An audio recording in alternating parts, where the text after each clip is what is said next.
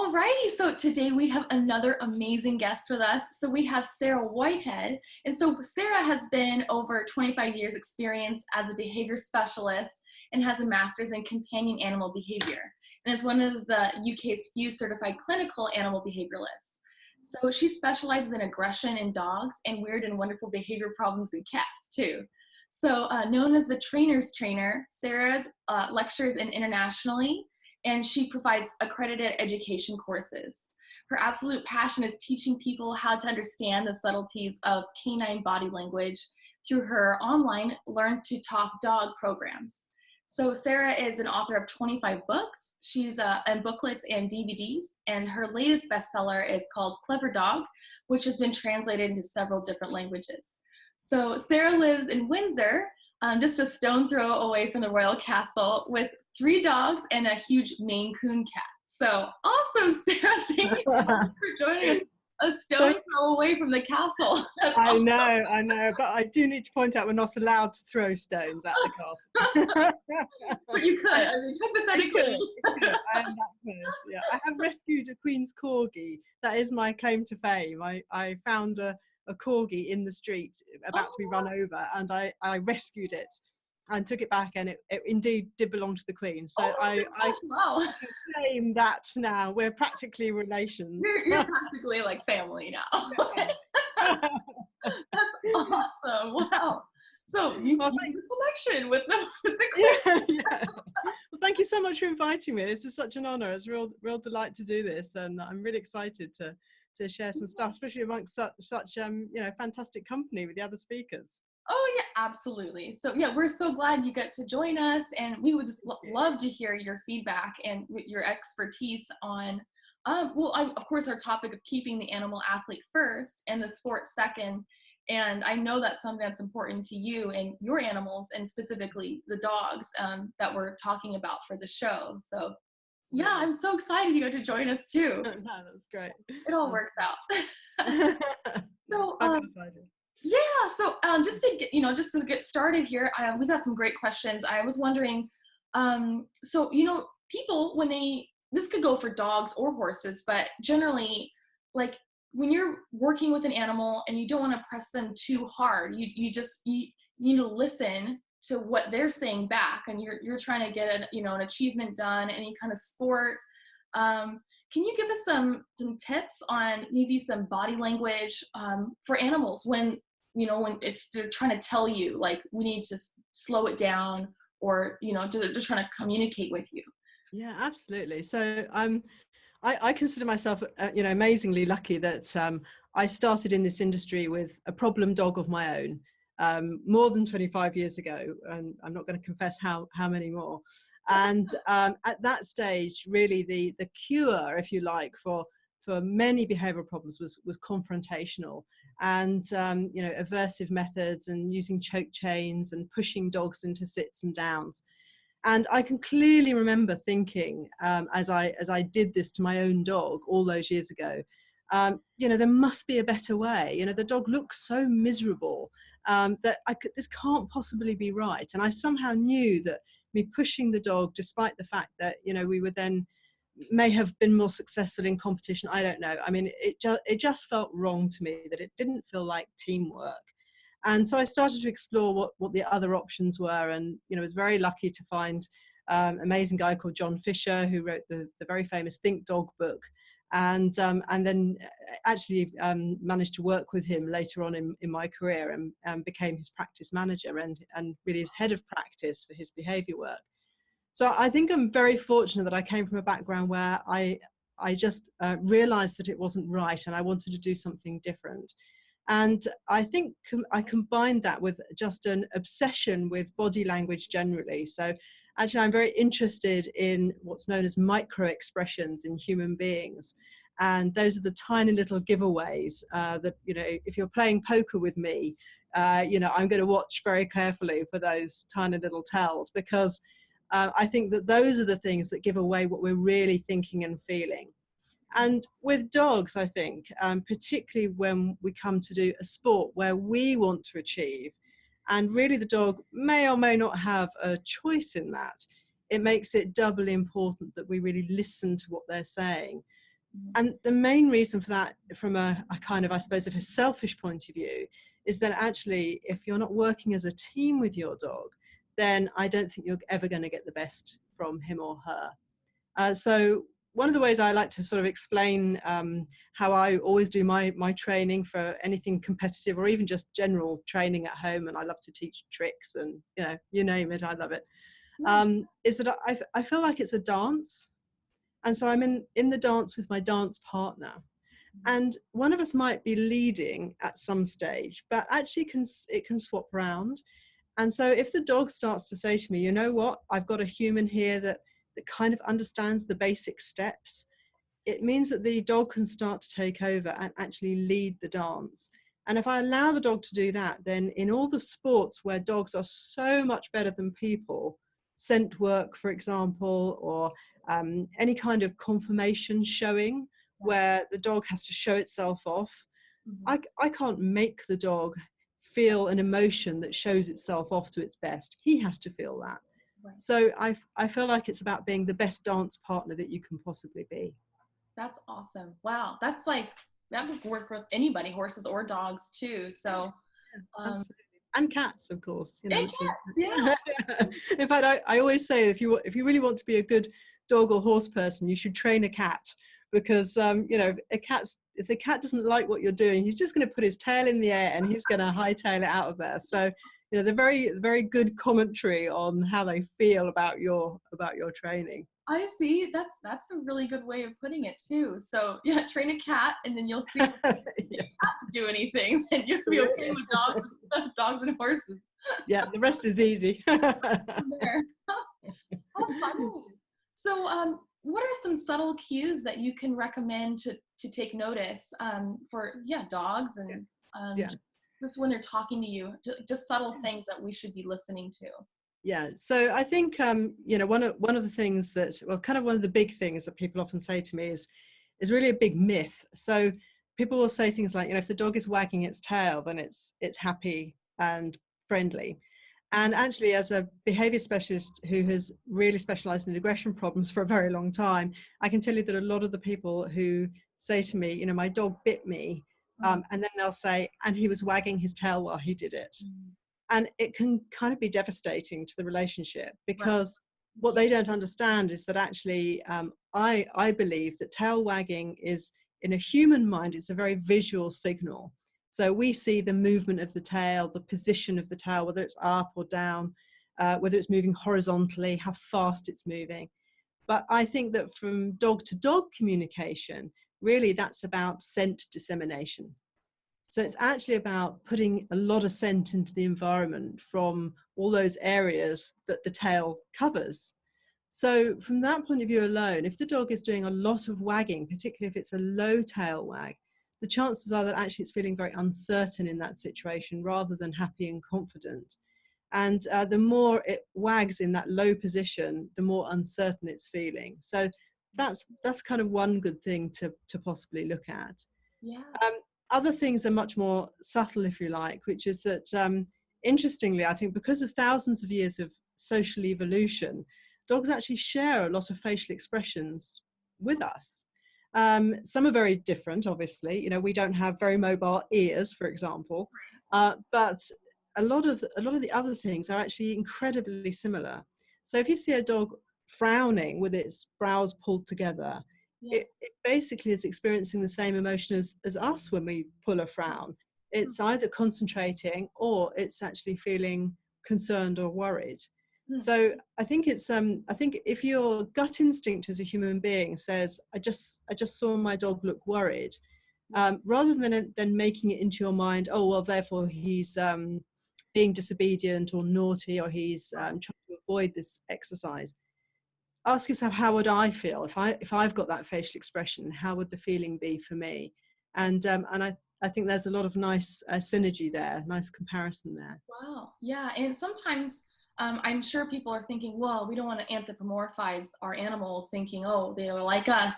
But like you're saying, like it's through just time of being together throughout history, and the companionship that they're not actually thinking what we're thinking, but you're like saying the emotions, like you can see on their facial Absolutely.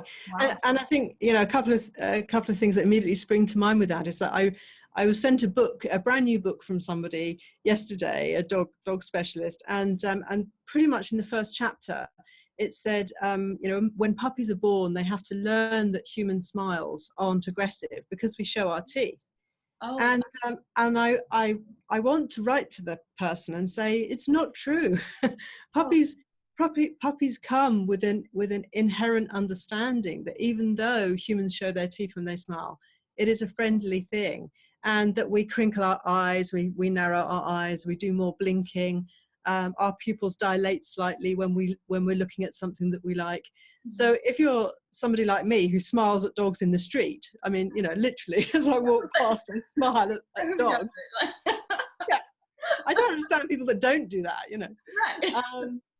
But I will always see the dog smile back. You know, it might not be a smile, but it will soften its facial expression. It will soften its muscles. Yeah. Probably it might pull its mouth back a tiny little bit. Mhm. It'll make its body soft and wriggly, and maybe give a horizontal tail wag rather than a downward or an upward tail wag. Mhm. And so I think, you know, the lovely thing is that if you embrace the fact that there are actually lots of similarities, then you can really have an ongoing communication. No, you know, no matter where you are or which country you're in, you know, the dog will always speak to you. Right, exactly. No matter what country you're in, whatever, Absolutely. whatever language you speak. Absolutely. No language barriers here. Yeah, the tonality, and they can pick Yeah. up the tonality and your Yeah. facial Yeah. expressions too. And I think it's Absolutely. interesting because people laugh, and that's an interesting sound if you think about it, like a laugh, and like to think that that's kind of like how dogs perceive that. I guess it's not, Absolutely. you know. Yeah. Yeah, and yet they are not frightened by it. You know, they Yeah, don't have to. You know, I always think it's interesting. They don't have to sort of be desensitized to that or counter conditioned to that, like they would the Hoover, you know, or the vacuum cleaner. You yeah, know, that is something that is inherently there because of the thousands of years of teamwork and being family, really. yeah. So yeah, absolutely. So I think that's very important. And interestingly, there's been a bit of research done looking at dog people's brains. Okay, so Yeah. I think the world is kind of separated into animal people and normal people. So Normal people. terrible thing We're to in. say. They're not normal. So, but animal people, if you put them in MRI scanners and show them interactions between animals, the bits of their brain that light up to recognize those social interactions are the same ones that would light up when they look at human interactions. Huh. Whereas people who are non-animal oriented, let's call them that, That's put it that way. they're the normal Not people. animal oriented. Muggles. We're not allowed to say Yeah. say that as an animal person. Yeah. It doesn't light up at all. So it lights up when they look at people interacting, but not when they watch animals interacting. And I think that's really interesting. I'd love to know if that's born or made. That is interesting, and like probably the emotional like triggers that it creates. Like when you see a Yeah. dog, you're just Absolutely. happier, Yeah. and things Absolutely. like that. Yeah. Or well, I suppose too. But people who are afraid of dogs, that might be, Yeah. that's a different thing, I suppose. But Absolutely. Yeah. yeah. Yeah. So I think inherently animal people tend to be very good at reading animals, and I think that the little signs like perhaps some lip licking or the tongue coming out and flicking over the nose, yawning, tight facial muscles, perhaps a little lowering of the body posture, or even a raising of the body posture and the throat becoming exposed on the dog, are all indicators that you're pushing the training a little bit too far. And perhaps not giving the dog enough choices in that particular training exercise. Yeah. And very fast. It's very fast. So I think if your gut instinct says, "Did I see that?" then you did. Yeah, I see what you're saying. Mm. So, like, for example, I'm actually really curious too. For yawning, is yawning usually a sign of stress, or could it be because sometimes, for example, my dogs, like, they talk to me all the time. Like my one dog's very vocal, and she just in the morning, like she'll talk to me and like she's hungry and stuff like that, but then she'll yawn. Yeah. Is that always a sign of stress or? No, no, definitely not. And I think this is so fascinating, because what I'm really interested in is, as I say, the micro expressions, the subtleties of this. And it's very easy to latch on to, oh, yawning means stress. Right. But of course, a human smile is not always a gesture of friendliness. So actually, a lot of the time, if I watch personalities on TV or world leaders, I hate to say it, but you have a very good case in point. We see him on our news nearly all the time, and so much of the time, his smile is not a friendly social gesture. Yeah. So just like with human beings and smiling, every single bit of body language and facial expression in a dog is context based.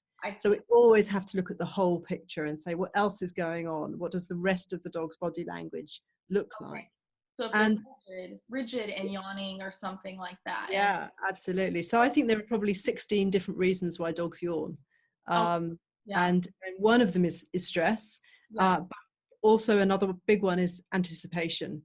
So anticipation of something good. So we think that the system just gets a little bit aroused, and we're going out for a walk. This is really exciting. I might need to take in a little bit more oxygen, and so the yawn occurs. And but subtly, it looks very different to a stress yawn. Okay. Yeah, you would probably notice from the facial, like probably their ears and things like that. that. Yeah, absolutely. Yeah, and the tension in the face, and the tail posture, and all the context of what else is going on, of course, is a huge part of that. Yeah. Well, I have a question too. This might relate even to some horse people too. So a lot of times for like an event, like something that's really exciting for the animal, do you have any recommendations for just bringing them back into a calm state? I know some people, like, for example, for horses, they have a certain halter that they associate with a certain thing. Like for breeding, they would associate a certain halter with activity. Do you recommend anything like that to just like, okay, associate, this means we're doing this, and kind of separate That's a great question. It really is. Now, so I have a human psychology background as well, and something called NLP, which is neuro linguistic programming, which is why it's called NLP. And one of the premises of that is that actually it's very difficult for the brain to be in an aroused or emotional state at the same time as being in a cognitive state. Okay. So in a human being, if somebody was getting upset or aroused, and they wanted to, emotionally aroused, and they wanted to calm themselves down, perhaps they're dental practice and they hate being at the dentist, we might recommend that they become curious about something. So they may look up something that's intriguing on their phone while they're waiting in the waiting room.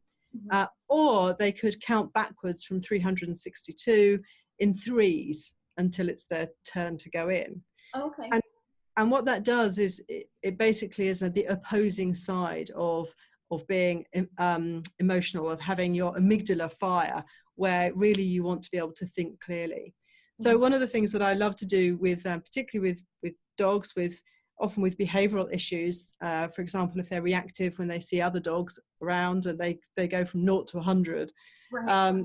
is to teach them to be cognitive in that context. And that for a dog might look like doing a complex trick, or it might be run around the back of me and then put one paw on the back of my leg.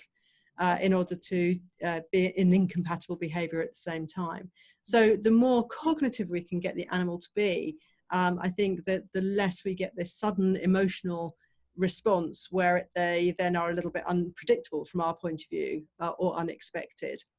And certainly some buddies of mine in the horse world are doing some amazing things with choice and positive reinforcement clicker training, where they teach the animal that if they're ready to start the competition exercise, then it's the horse that might say, I'm ready to start by pressing the start button of your hand, touching your hand, and then we know we're ready to go. But that's a brilliant little way of getting the animal to be cognitive Yeah, before you get going.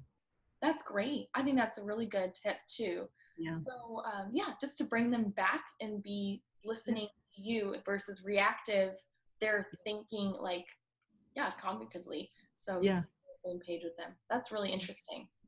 I think also, to be fair to our animals as well, is that um, if you're a trainer and you love training new things, and particularly if you've got a goal in mind, so you want to get the animal to do a certain thing under certain context, I think we're all a little bit inclined to get it perfect in a training environment, and then think that we've done the job, Mhm. rather than say, you know what, I've done the job here and it's pretty near perfect here, but now I've got to take it and put it in lots and lots and lots of different situations in order to completely proof it against anything and everything happening.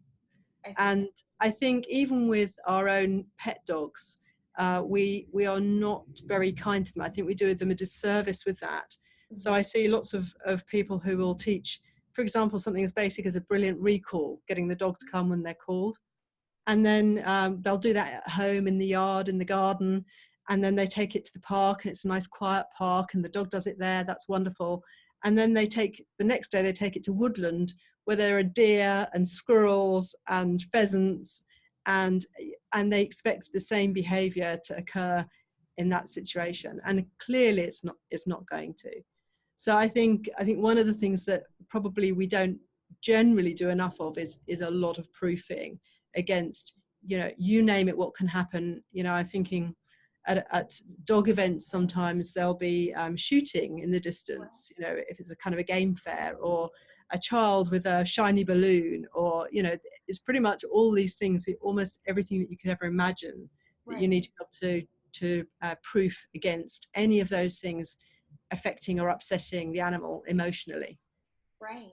So how would you recommend exposing them to things like this, in a safe, because you have to have them in a safe environment, otherwise, yeah, Yeah, people will run away or yeah, something like absolutely. that. Absolutely. How do you do So that?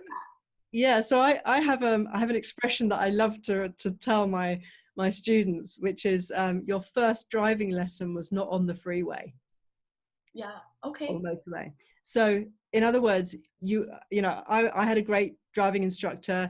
She sat me in a car in a quiet little road, and basically she overcome my anxiety on that first lesson by teaching me how to change the mirror, and how to put my seatbelt on, and where to position my hands on the wheel, and what the pedals did.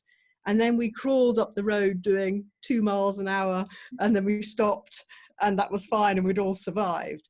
And I think then she built on that, gradually taking it to more and more challenging and complex situations, but only after I had built some really good motor patterns in terms of what my hands and feet needed to do. And that's a very good lesson for us. So build it solidly in one safe environment, one safe place, until it's pretty much perfect, and then start to gradually increase, if you want to call them distractions or other environmental influences, until you can build it up so that nothing on earth pretty much would make the dog take his eyes off you, or stand in a different way, or position himself in a different way in hill work, for example. I see.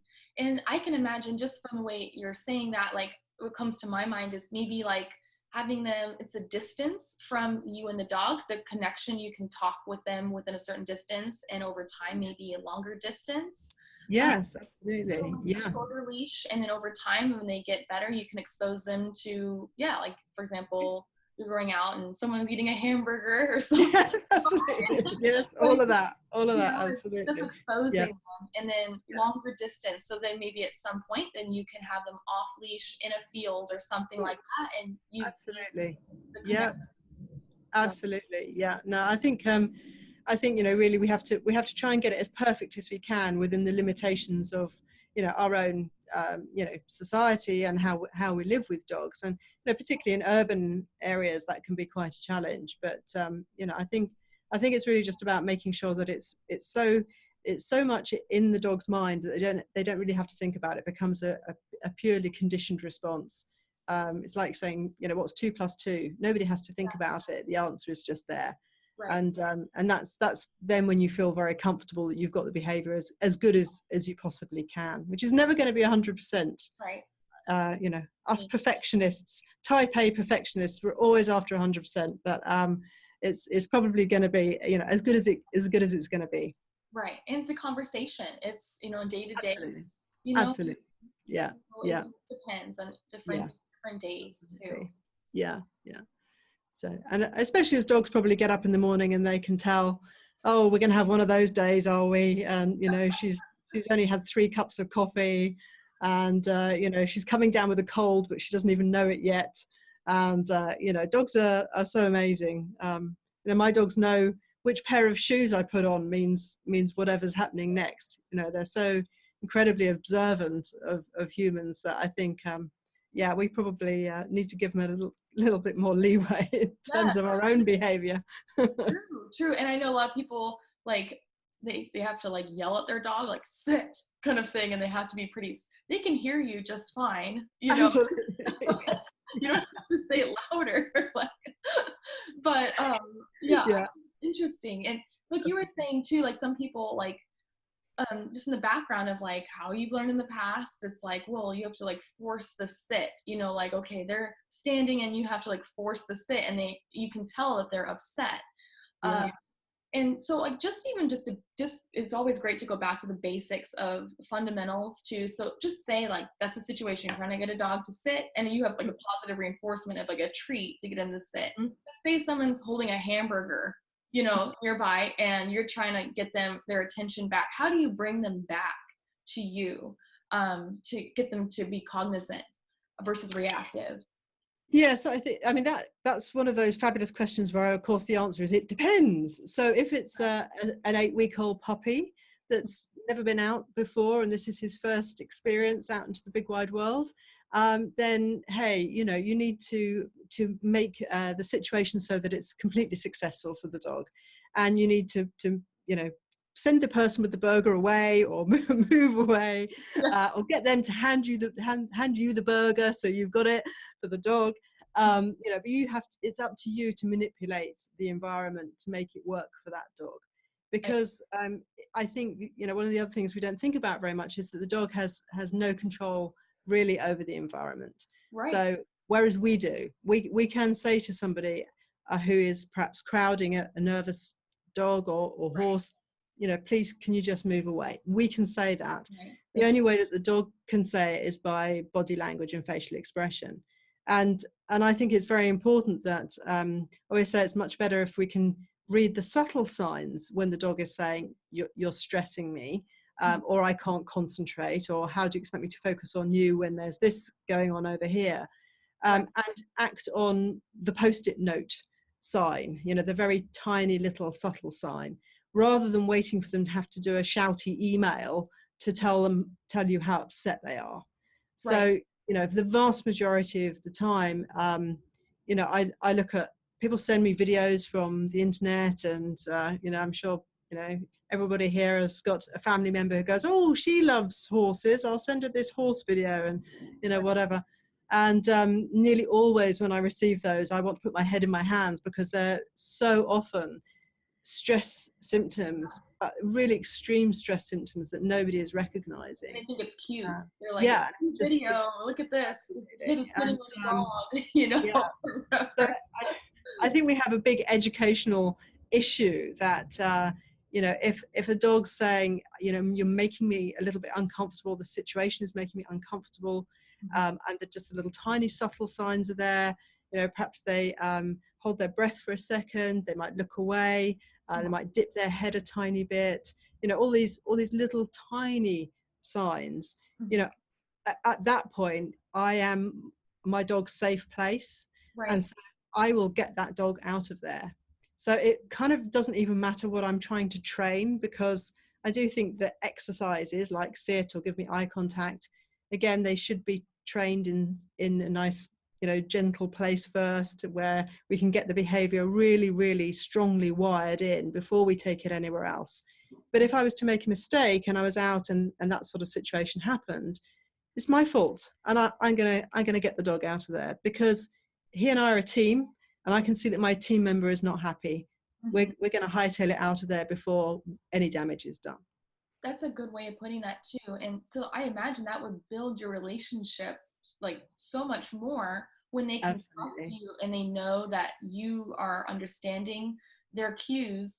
So just learning body language could just really improve the connection, I, trust for your dog. And I think that's amazing. I really do. I think, yeah, it's really fundamental, and I think actually the sometimes the scenarios that really upset me the most are those where the dog is asking the human for help. Yeah. So, you know, perhaps it's a puppy and an adult dog that doesn't know comes up and tries to say hello. And no matter how friendly that adult dog might be, if it's overwhelming for the puppy, I often see them, they turn and they jump up at the person, and the person's like, oh no, you mustn't jump up, you've got to get off me.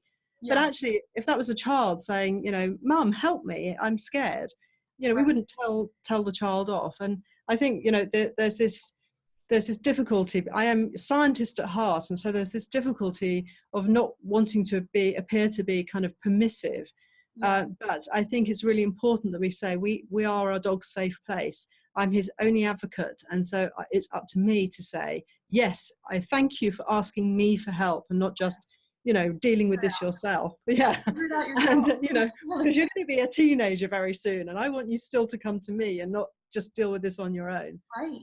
And so I will help you out of here, and I'll say, yep, whatever you need is what I'm going to give you. And I think that's what forms that incredible, you know, relationship and bond in teamwork. That if you have that with your dog, you know, every minute with that dog is a joy. Right. Oh, wow. I think that's amazing. I think a lot of people don't think about that. You know, it's just like, because I mean, just from my background of just, yeah, how I was when I was little, just, you know, when you have a dog, you want to expose them to as many other dogs to socialize, and they'll learn themselves is kind of how it is. But if Yeah, like you're saying, like, you want to be their help, you know, absolutely. they ask you, like, thank you for asking me. And then they know who to turn to instead of when they're a teenager and they're running away and you can't catch them at the Absolutely. dog park or, you know, whatever. Um, Yeah. Yeah. In they fact, have to figure it out for my late my themselves. latest You know? my latest booklet is called He's Only Playing. And I wrote this, and it's kind of like a body language guide with like pictures, and I wrote it specifically because I had a new puppy 2 years ago, and the number of people, as they allowed their large dog to jump on his head, said, oh, he's only playing. Right. And there is no such thing as just only playing. There's so much subtlety and risk actually involved with unknown dogs playing together. And I think that unless you are a really, really superhuman human, and you can really spot what's going on all the time while dogs are playing, then actually we need to be a little bit more circumspect and a little bit more careful Mhm. about what we allow particularly adolescent dogs to practice. Yeah, I see what you're saying too. Because, yeah, I mean, there's a lot going on in communication too. And you're an expert in this. And even you're saying it's like you have to be like very, very aware of all the surroundings in that situation, because they're having their own conversations uh, Yeah, that you need to be aware of. So, yeah, um, very much yeah. so. Yeah, yeah. So I think you know, the days are gone where particularly puppy socialization classes, you know, where, you know, it was used to be just let them all off the lead and let them all Yeah. play together in a really uncontrolled way, and the humans pretty much not have any involvement with that at all. I you know, I really would like to see those days completely gone, Mhm. because I think it actually creates many more problems than it resolves. So Like bullying yeah, and things like absolutely. that. Just Bullying the and breeds. I mean, different breeds are more absolutely. not aggressive, but just like more Oh, outgoing, or yeah, you know, absolutely. They just play in different ways. right, So you know, I see dogs and I just think you're a rugby player, really, you know, or and then there's a ballerina in the class, and you know the two are not necessarily entirely compatible to be off the lead with no supervision. You know, it's like right. taking you know, 15, 8-year-old kids to the ballpark and just letting them go and saying, you know, we're off to the bar, we'll see you. figure it out yourself. See you later. Yeah, Yeah. a little bit. Yeah, absolutely. Yeah. So, So well, Sarah, we're running close to 30 minutes, and so I really do appreciate you coming out and helping us with these tips. I think, gosh, I mean, we didn't even think about this stuff before, and I really think that what you've said is just amazing. What people it's a takeaway. Do you have any other just a last minute tip before we have to call it a day? I think one of the things that I guess is in my mind always is that when we first get a dog, we want to kind of put in all those training exercises. Mm-hmm. You know, sit down, come when called.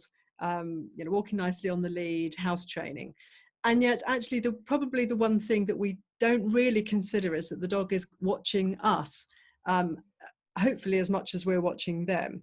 And so that every bit of our body language and facial expression, particularly in those first few weeks, is also going to have a massive influence on that dog's behavior. Mm-hmm. So whilst we think that we're training the dog, of course, the hilarious thing is that actually the dog is really kind of working out what gets our goat, what upsets us, what makes us smile and laugh, what makes us run around the front room after them when they've got our glasses case or the remote control in their mouth. Mm-hmm. And so I guess in those first weeks and months, or if you've just got a rehome dog, the most important thing I think is to make sure that on the whole, you're trying to say, I reinforce the positive stuff that I like. So catch them in the act of being good and reinforce it. So if I see my dog, a new dog, lying chewing a bone or a Kong toy, I'm going to run over and say, oh, what have you got? Oh my goodness, this is incredible. Give loads of treats, really up the ante on it. Whereas, of course, the temptation is actually to say, thank goodness the dog is chewing the chew. I've got 5 minutes to do emails. I'm going to ignore him. And then in 10 minutes time, there he is running around in front of you with, something he's not meant to have, the TV remote. And then you leap from your desk, stop doing your emails, and tackle him to the ground to recover your precious possession. And of course, what that does is it flips all the behavior on its head, so that the dog then says, you know what, I've just worked this out. Human beings are so boring if you're being well behaved, but if you do something a little bit on the edge, wow, the response is incredible. Oh my God. So yeah, think about it from your dog's point of view, and think about how, almost how you probably need to chase the dog around and make a big scene if the dog is doing the right thing, Right. as opposed to the stuff that you don't. Yeah, that's a really good point. Humans are so boring, but when I do something bad, boy, it's exciting. So my original dog that I mentioned that had a lot of behavioral problems right back in the day when I first started doing this, he was an amazing teacher. And one of the stories I often tell is that I was actually at my desk on a phone, and in those days the phone had a cable, a cord. So I was attached to the phone and I couldn't really move. And he appeared and came just within reach with a carving knife in his mouth. Oh my gosh. That he'd stolen from the kitchen counter. And the look on his face was like, I've got you now. Oh my gosh, how funny. How are you going to ignore this? So yeah, there are some dogs will just work out, so fast what it is that will get you away from that computer or the phone or, the TV. So yeah, be aware. Reinforce the stuff you like. Those are great examples too. I think people are going to remember that. Like next time they see their dog chewing the bone, they're like, oh my gosh, well, Sarah said it. I totally understand what she's saying now. Like, don't threaten him for it. Go up and give him treats, but your bone, it's nothing to do with me. I gave it to you. You can have it. So yeah, with a little proviso. But yeah, exactly. make a thing of it. If catch the dog in the act of being good, spot the genius. That's really the message. Right, absolutely. Well, awesome, Sarah. So yeah, we try to keep it around 30 minutes because everyone's busy and we just want to keep this nice and short for everybody. So really great tips. You really have helped a lot of people. I think that these tips are going to be very memorable too. So appreciate your time. Brilliant. Well, thank you so much for asking me, and I'm really looking forward to, engaging and listening to the other speakers as well. It's going to be brilliant. So thank you so much. Great Absolutely. idea. All right. Thank you. Cheers, Kelly. Bye. Bye.